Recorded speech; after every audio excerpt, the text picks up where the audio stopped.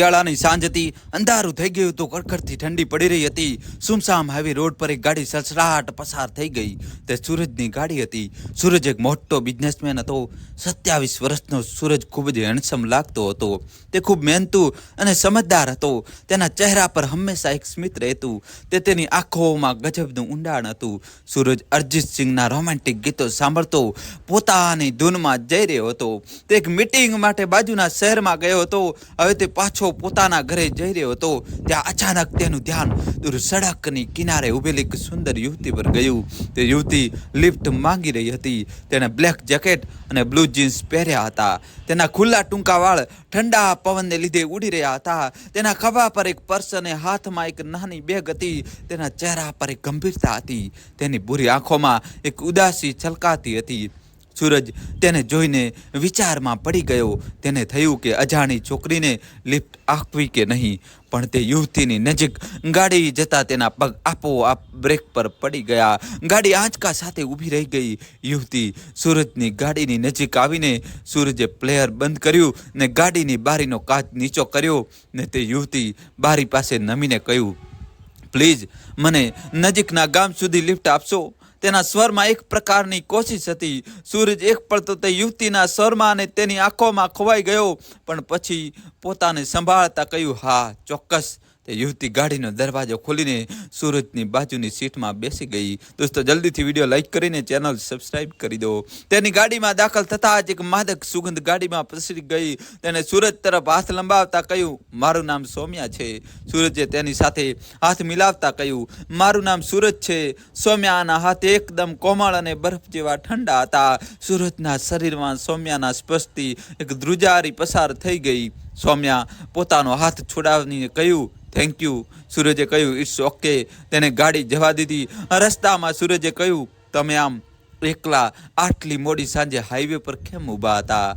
દોસ્તો, કહાની છેલ્લા સુધી જોજો અને ચેનલ સબસ્ક્રાઈબ કરી દો. સૌમ્યાએ કહ્યું, હું બાજુના શહેરમાં જોબ કરું છું. હું આજે મારી મમ્મીને મળવા મારા ગામે બસમાં જતી હતી. ત્યાં બસ ખરાબ થઈ ગઈ. બીજા બધા બીજી બસની રાહ જોઈ રહ્યા હતા. મને ઘરે જલ્દી પહોંચવું હતું એટલે હું ચાલવા લાગી. મારું ગામ સોમપુર નજીક જ છે. ત્યાં તમારી ગાડી જોતા મેં લિફ્ટ માંગી. સૂરજે કહ્યું, તમે આવો રિસ્ક ન લેવો જોઈએ.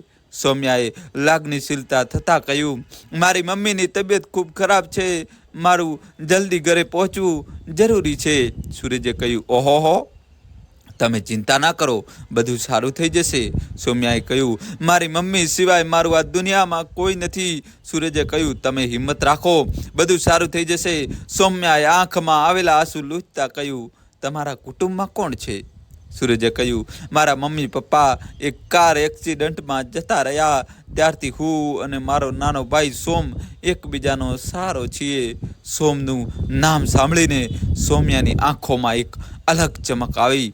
તે બોલી, તમે તમારા ભાઈને બહુ પ્રેમ કરો છો? સૂરજે સ્મિત કરતા કહ્યું, હા, અમને બંનેને એકબીજા વગર ન ચાલે. સૌમ્યાએ કહ્યું, મારી પણ એક બહેન હતી, પણ અફસોસ તે હવે આ દુનિયામાં નથી. સૂરજે કહ્યું, ઓહો, શું થયું હતું તેમની સાથે? ત્યાં ગાડીમાંથી અચાનક અવાજ આવવા લાગ્યો ને ગાડી ઊભી રહી ગઈ. સૌમ્યા સૂરજ સામે જોઈ રહી. સૂરજે ફરીથી ગાડી સ્ટાર્ટ કરવાની કોશિશ કરી, પણ ગાડી ચાલુ ન થઈ. સૌમ્યાએ કહ્યું, શું થયું? સૂરજે કહ્યું, ખબર નહીં, હું ચેક કરી જોઉં. તેને ગાડીમાં રાખેલી ટોર્ચ લીધી ને ગાડીનો દરવાજો ખોલીને બહાર નીકળી ગયો. બહાર પવન સુસવાટા મારતો હતો. કડકડતી ઠંડી હતી. ગાડીની હેડલાઇટના ઝાંખા પ્રકાશમાં હાઈવે રોડ ખૂબ સુમસામ લાગી રહ્યો હતો. દોસ્તો, જલ્દીથી ચેનલ સબસ્ક્રાઈબ કરી દો અને છેલ્લા સુધી જોજો. એકલ દોકલ વાહન સિવાય રોડ સુમસામ હતો. સૂરજે ગાડીના ટાયર ચેક કર્યા પણ પંચર ન હતું. તેને ગાડીની બોનેટ ખોલીને ચેક કરી પણ કંઈ ગડબડ ન હતી.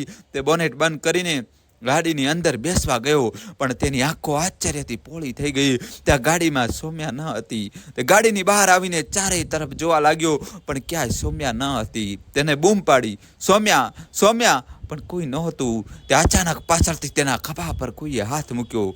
સૂરજે ચોંકીને પાછળ જોયું તો સૌમ્યા ઊભી હતી. સૂરજે કહ્યું, તમે તો મને ડરાવી દીધો. ક્યાં ગયા હતા? સૌમ્યાએ કહ્યું, હું આગળ ગઈ હતી, કોઈની મદદ મળે તે માટે. કોઈ ન મળ્યું. ગાડી સ્ટાર્ટ થઈ? સૂરજે કહ્યું, નથી થઈ રહી. સૌમ્યાએ કહ્યું, અહીં આગળ એક હવેલી છે, ત્યાં આપણે રોકાઈ શકીએ એમ છે. આમ પણ અત્યારે આ રસ્તા પર કોઈની મદદ નહીં મળે. સૂરજે કહ્યું, તમારા મમ્મીની તબિયત ખરાબ છે, તમારે આજે પહોંચવું પણ જરૂરી છે ને? સૌમ્યાએ કહ્યું, મેં મમ્મી જોડે વાત કરી લીધી, હવે તેમને સારું છે. આજની રાત અહીં રોકાવા સિવાય કોઈ ઉપાય પણ નથી. સૂરજે કહ્યું, ઓકે. સૂરજે પોતાનો મોબાઈલ ગાડીમાંથી લીધો. તેની બેટરી પણ લો હતી, તે સ્વિચ ઓફ થઈ ગયો હતો. સૂરજે સૌમ્યા તરફ જોતા કહ્યું, તમારો ફોન આપશો તો હું બીજી ગાડી મંગાવી લઉં. સૌમ્યાએ કહ્યું, મારો ફોન પણ હમણાં સ્વિચ ઓફ થઈ ગયો. સૂરજે કહ્યું, ઓકે. તેને આમ સૌમ્યા સાથે એકલા રાત્રે રોકાવું વિચિત્ર લાગ્યું. તે બોલ્યો, આપણે અહીં કારમાં જ રહીએ, કોઈને કોઈ લિફ્ટ મળી જશે.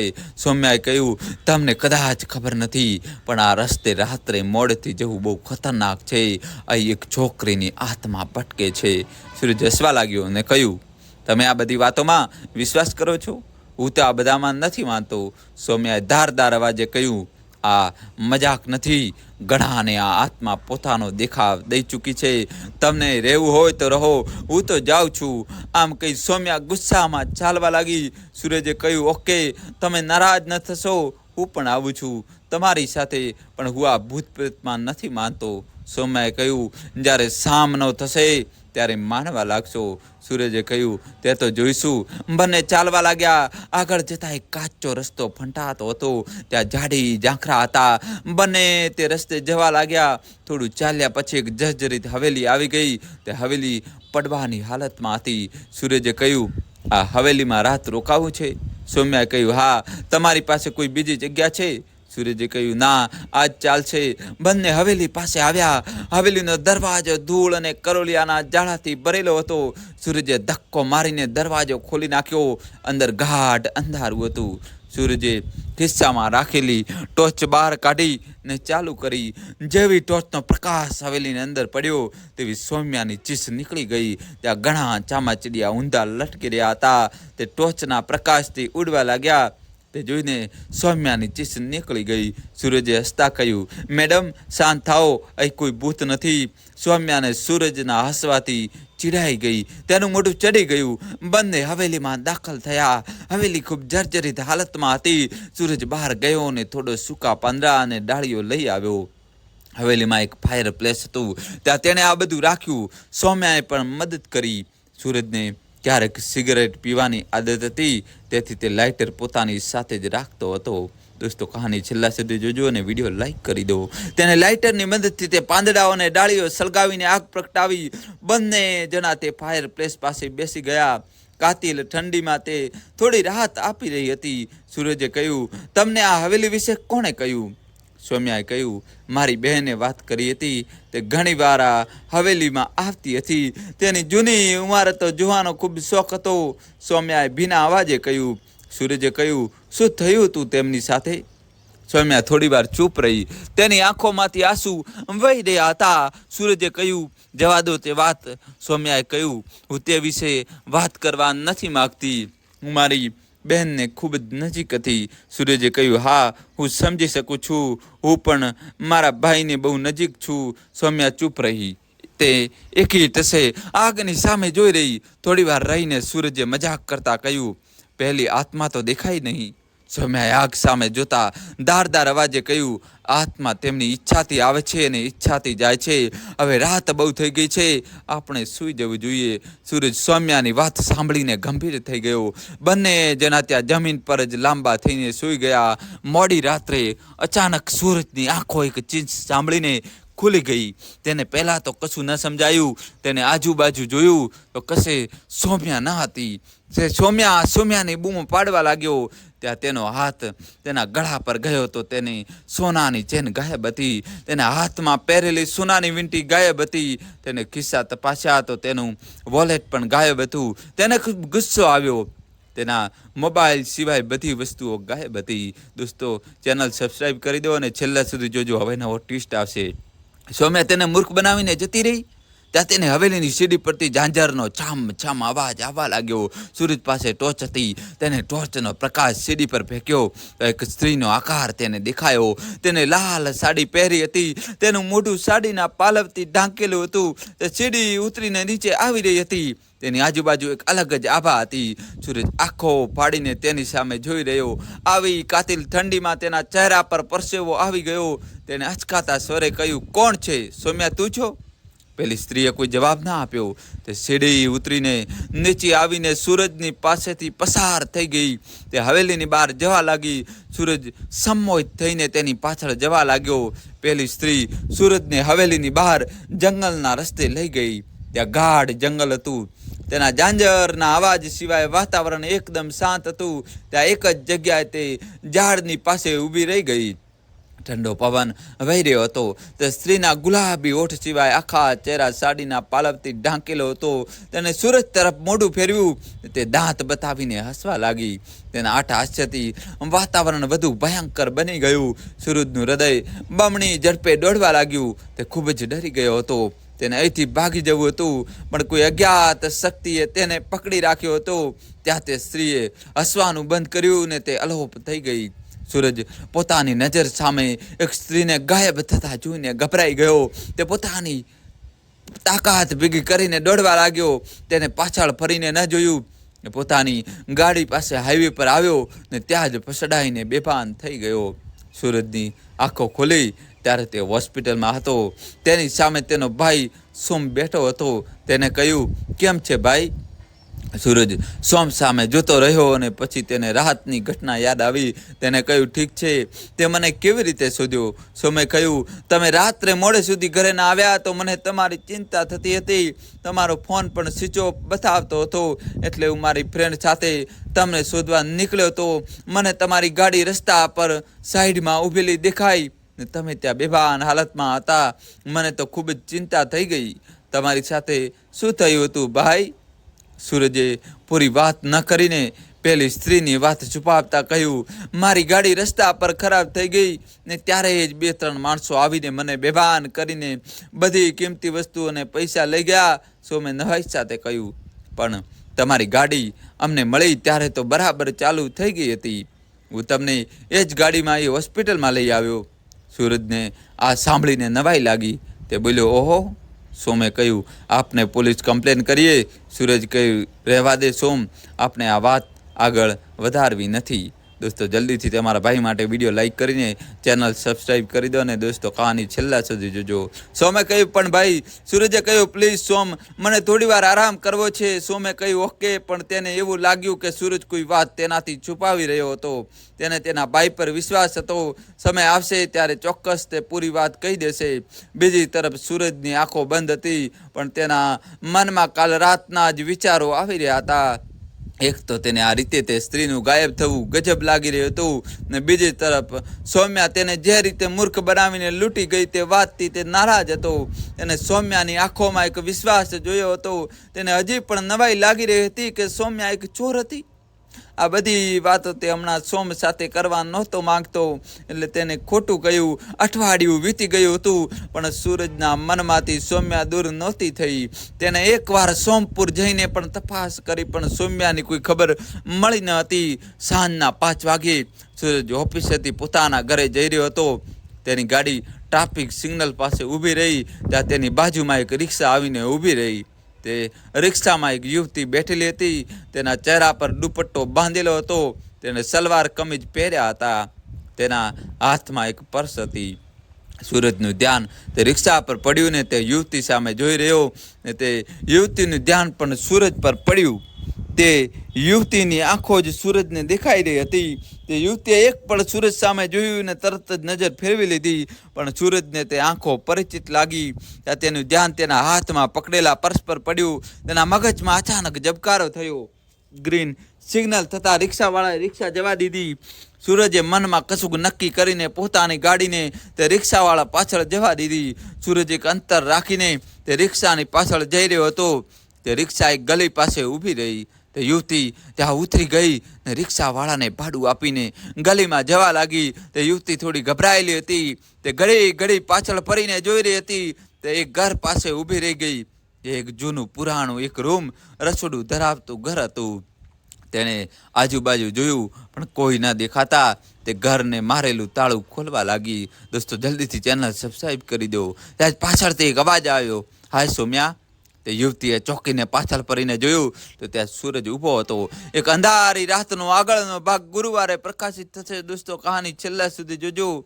તે યુવતીએ ઝડપથી દરવાજો ખોલ્યો ને અંદર જેવા જતી હતી ત્યાં સૂરજે તેનો હાથ પકડી લીધો ને પોતાની તરફ ખેંચી લીધી. બપોરનો સમય હોવાથી ગલીમાં ચહલ પહલ ન હતી. તે યુવતી પોતાને છોડાવવા પ્રયત્ન કરવા લાગી ત્યાં સૂરજે એક ઝાટકે તેનો દુપટ્ટો તેના ચહેરા પરથી હટાવી દીધો.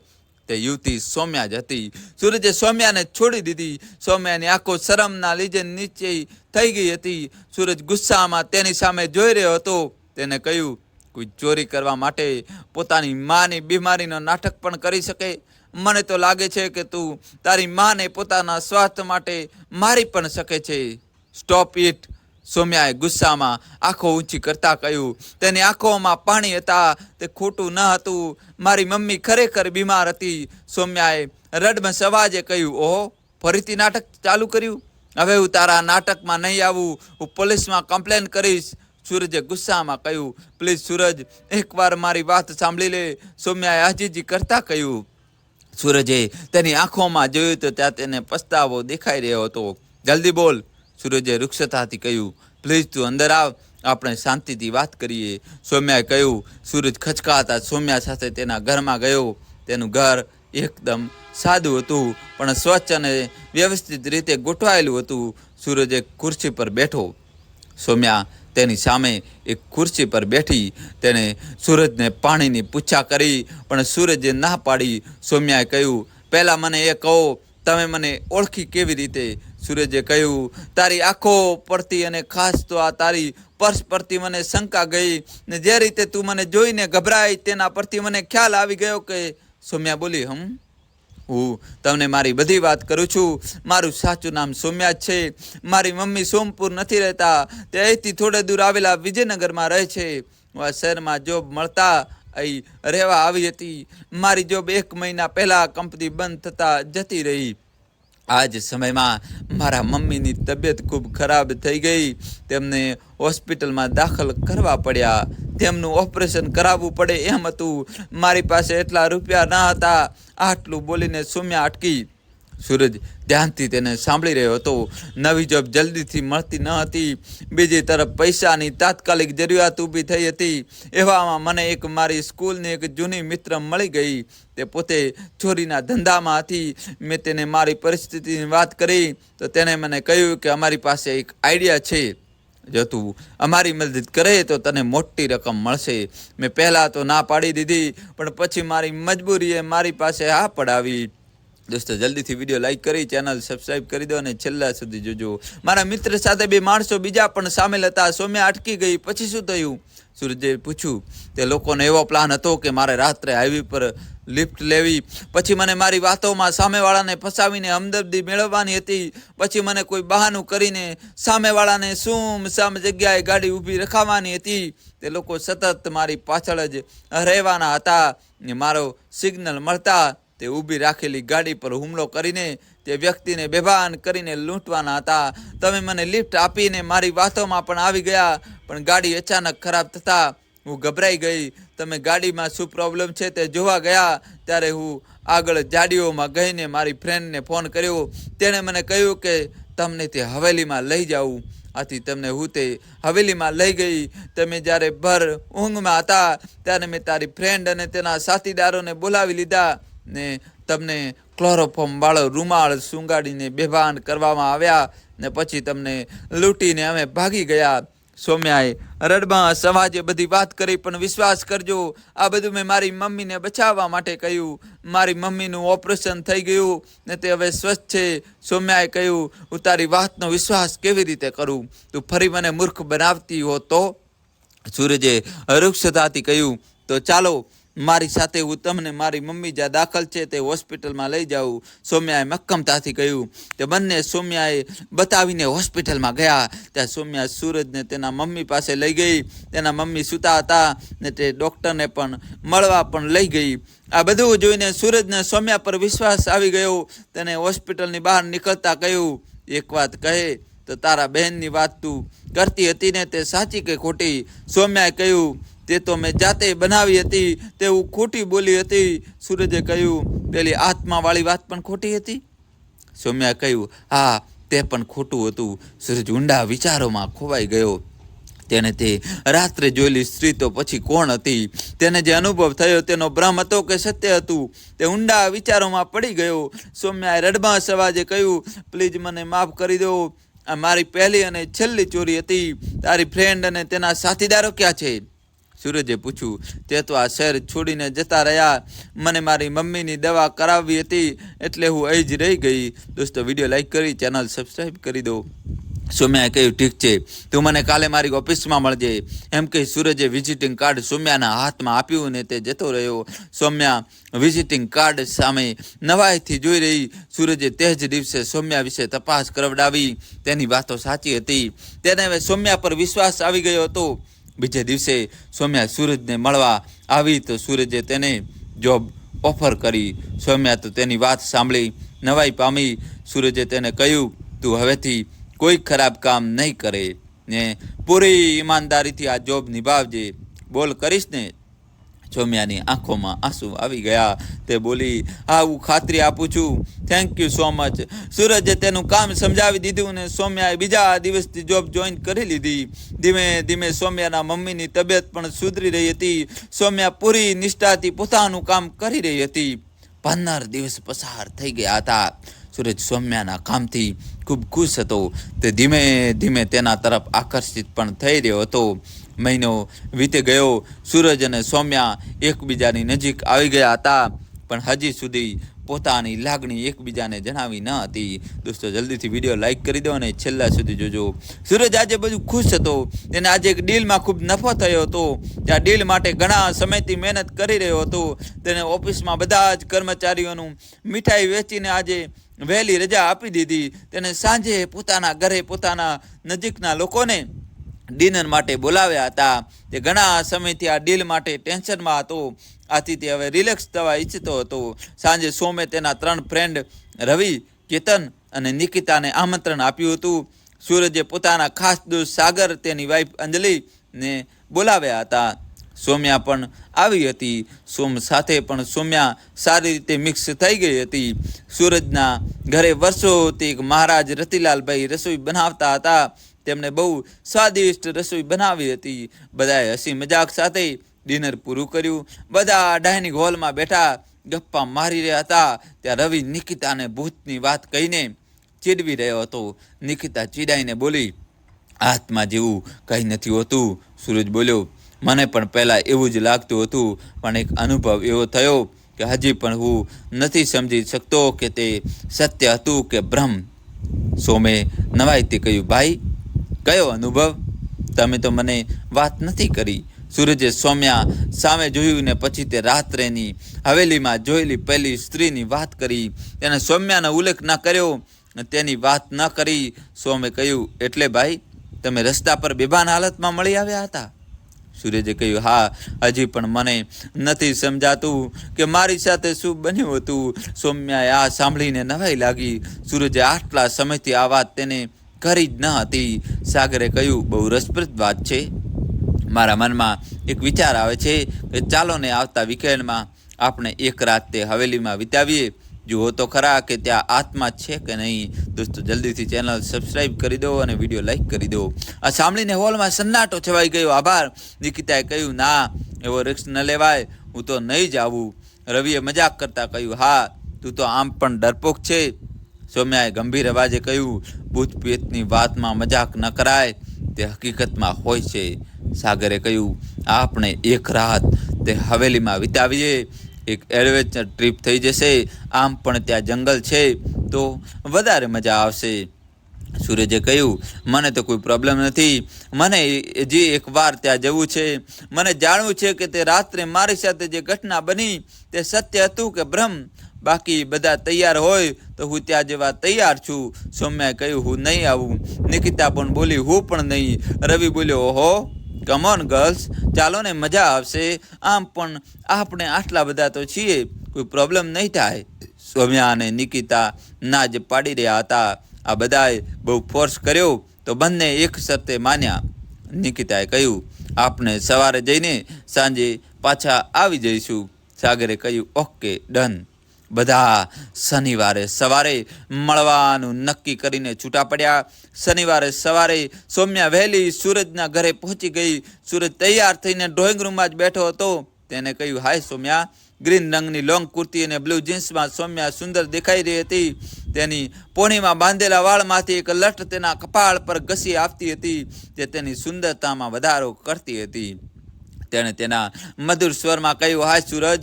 સૌમ્યા સૂરજને ઓફિસ સિવાય તેના નામથી જ બોલાવતી હતી. ત્યાં સોમ આવી ગયો. તે ઉત્સાહથી બોલ્યો, બધા તૈયાર થઈ ગયા ને પેલી ભૂતડીને મળવા માટે? તે હસવા લાગ્યો. સૂરજે કહ્યું, સાચે ભૂત સામે આવશે ત્યારે બધી હોશિયારી નીકળી જશે. સોમે કહ્યું, તે ત્યાં જઈને જ ખબર પડશે. બાય ધ વે, બધી તૈયારી થઈ ગઈ ને ભાઈ? સૌમ્યાએ કહ્યું, શેની તૈયારી? સૂરજે અચકાતા કહ્યું, અરે, તે નાસ્તા અને જમવાનું લીધું કે નહીં તે પૂછે છે. ત્યાં સૂરજે રતિલાલભાઈને બૂમ પાડી ને નાસ્તાની બેગ બધી ગાડીમાં મુકાવી દીધી. સૂરજે કહ્યું, સૌમ્યા, તું ગાડીમાં બેસ, હું આવું છું. સૌમ્યા ઘરની બહાર નીકળી ત્યારે સૂરજ એ સોમ તરફ જોતા આંખો કાઢી. સોમે હસતા હસતા બેસ્ટ ઓફ લક કહ્યું. સૂરજે આજે સૌમ્યાને પોતાના દિલની વાત કહેવાનું નક્કી કર્યું હતું. સોમ આ વાત જાણતો હતો એટલે તે સૂરજને હેરાન કરી રહ્યો હતો. દોસ્તો, જલ્દીથી ચેનલ સબસ્ક્રાઈબ કરી દો.